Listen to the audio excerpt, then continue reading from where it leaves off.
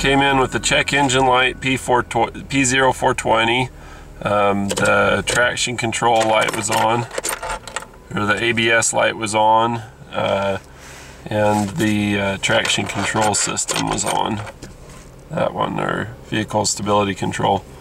So I'm about to do the exhaust video, finish editing that finally. Sorry it's taking so long. And I came across kind of a fringe example. This is weird. Like, you wouldn't think of an exhaust system having anything whatsoever to do with your traction control system or your analog brake system. But on the Toyota Sienna it sure does. Let me show you what I'm talking about. This is the gasket for the oxygen sensor, and these are the bolts that attach that oxygen sensor on there. This oxygen sensor is the downstream one, which is in charge of babysitting the catalytic converter. So here's the catalytic converter right here, and then here is the little babysitter monitor type oxygen sensor. And the oxygen sensor is bad, but it was also, the gasket was so bad it was leaking. And so we're taking out the oxygen sensor, taking out the gasket and everything, and you'll notice that there's only one stud. The reason why there's only one stud is like I just showed. In fact, this is the corner of it that I cut out so that I could weld a new stud in. So tried to get that one out. I slotted it to use a screwdriver. Didn't work. But basically, when this oxygen sensor goes bad, the traction control and the ABS, which really help out in the wintertime, go down. So I have a new stud for it over at the workbench. And the stud came out of a Toyota 4Runner, I believe, out of a cylinder head. And to get the dang thing out, I chewed it up with some vice grips. So I've got these bite marks in there, and that's not going to work, and this little mark here is not going to work. So we're going to clean up the threads. We've got an M8x125 die. So we're just going to clean this one up and weld it onto the back side there. You see it's pretty chewed. It's going to take some work. But what I'm basically going to do is I've started the process of cutting it so that it's sloped where the cut was on the other one. And I'll just weld that in place with the old oxygen sensor there, and then put the new one in and have some means for holding it down tight so that it seals up properly. So on the threads where I've got the nut, I've got nozzle dip. It's I don't know much about Anchor brand. It's just what you dip your nozzle in. It makes it so that weld can't stick to it. So I've got that on all the places that I don't want welded, and you have to be really careful when you do that. Because you don't want to put it somewhere you do want to weld, or it's going to ruin it. So I've got that anchor dip on the threads here, and I've got angle cut into this so that it matches perfectly to that.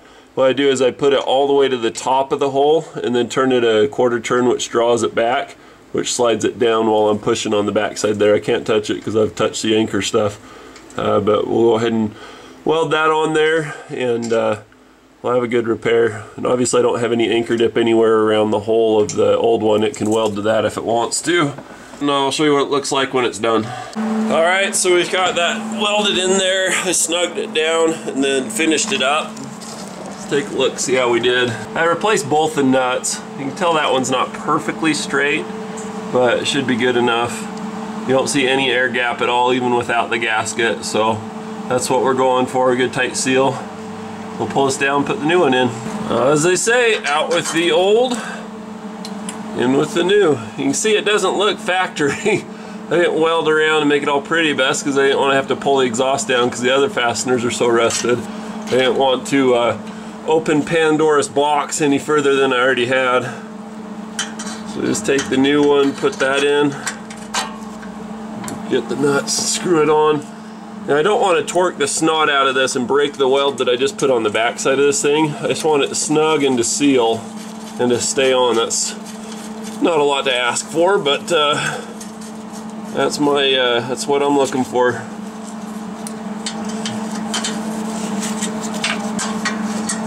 Never did care much for these, you know, little 8x125 bolts for holding the oxygen sensors in. They kind of did it on their own. It's like GM with their side post batteries. I mean, it's just like even an awesome company like Toyota can fub up a little. Let's see if I can do this without whacking the camera.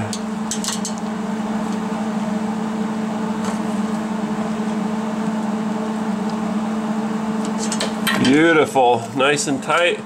Then we'll take this and shove it up through the floor. This goes just in the front of the passenger seat. Pull the carpet down and it's in there. A lot of the HVAC controls and blower motor for the back side. So you just push it through and then pull it back until it does that little burp seal thing. There we go. And that's that. I'll show you on the upside, but we're nice and snug. Let's go topside. Alright, so here we are in the van. Go around the front side of the seat like this. I'll have to excuse my little flashlight cord. There's not a lot of extra hands and room here. So you can see there's the wire for the little grommet that I just pushed up, and here's where it plugs into. So just reach in there with 2 fingers. This is one of those things that you just can't see anyway. But we'll pull this up, feel around for where the little connector is. See, I pulled my grommet out. Anyway, you get the idea. I'm gonna need 2 hands to do this, so I'll go off camera. For all you sports fans at home, here's what that looks like when it's all done up. You just take the carpet and put it back. Somebody got a little rough with it at some point. Worked to my advantage, but there we go. I use a screwdriver to push a grommet back in, just work like a long metal finger. Little trick I do. Alright, let's see if the lights are still on. This came in with the check engine light, P0420. The traction control light was on, or the ABS light was on, and the vehicle stability control.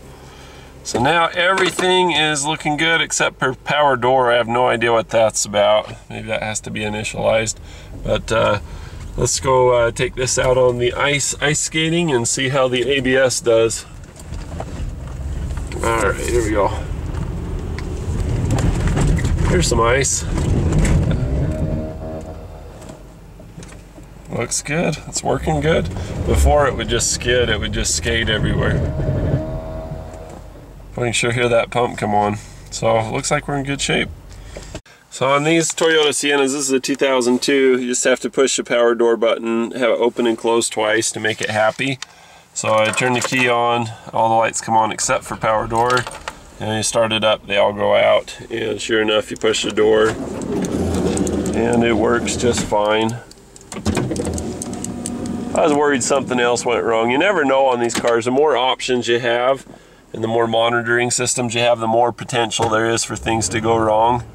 But we're asymptomatic. All the codes are cleared, everything's working, the ABS is working, so the little oxygen sensor did the trick. I also replaced the battery in the positive terminal because they were bad, and this car's about to go on a 4,000 mile round trip journey, so figure we want to have a good battery if we're going to be ready for winter. So that's what we do.